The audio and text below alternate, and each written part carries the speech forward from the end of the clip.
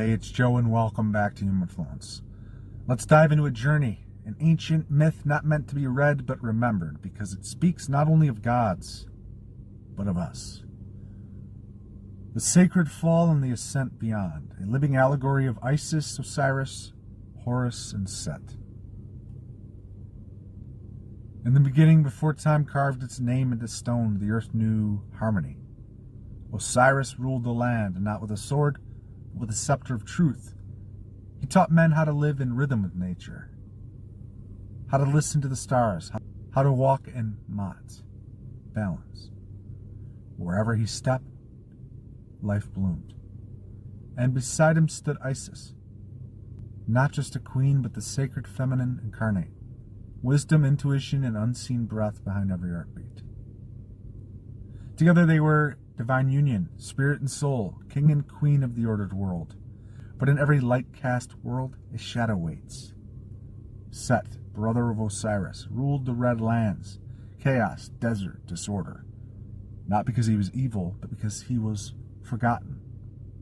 He was the part of us we deny, repress, disown. And like all shadows, he sought to be seen. So in cunning disguise, Set crafted a chest, carved to fit only one. At a royal feast, he laid the trap. Whoever fits in this chest shall receive it as a gift, he proclaimed. Osiris, noble and trusting, stepped in. The lid slammed, nails were driven, and the box was sealed. Tomb and coffin, and cast into the Nile. Thus the divine king was drowned in the waters of the world. Order fell and chaos arose. But this myth is not about death, it's about what comes after. Isis, veiled in black, did not mourn for long. She searched across deserts, temples, and reeds. She searched. She found the chest and her beloved within it. But Set was watching. In a rage, she tore Osiris's body into 14 pieces, scattering them across the land, fragmented, just like the soul of modern man. But Isis did not give up. She became the gatherer of truth. Each piece she reclaimed was a forgotten part of the self. All but one, the phallus, the generative force, was lost to the deep. So she forged a golden one, a symbol of the will to create even when all seems lost. With magic, love, and divine breath, she resurrected Osiris, if only for a moment, long enough to conceive a child. That child was Horus, raised in the shadows, hidden from Set. Horus was the quiet fire, the spark of consciousness maturing beneath the surface. He was not just a son, he was the heir of divine memory. When he came of age, he faced Set, not for revenge, but for restoration. They clashed across sky and sand, order versus chaos, light versus shadow. Set struck out Horus's eye, the eye of perception, the part of us that sees truth. But Thoth, Lord of Wisdom, restored it, and in doing so, made it stronger. That eye became the eye of Horus, the awakened inner sight. Not just vision, but understanding.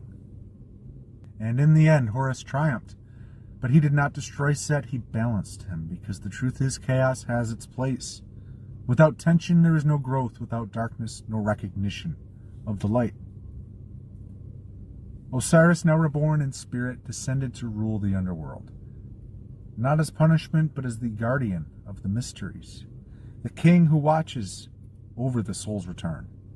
Horus, bearer of the healed eye, ruled the living, guiding us forward not with power, but presence. And Isis, eternal, patient, divine, remained the hidden force behind it all.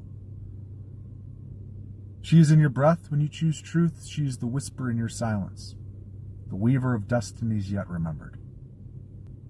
The allegory unveiled, Osiris is your higher self, fragmented by trauma, betrayal, and ego. Isis is divine intuition, who gathers the broken pieces of your truth.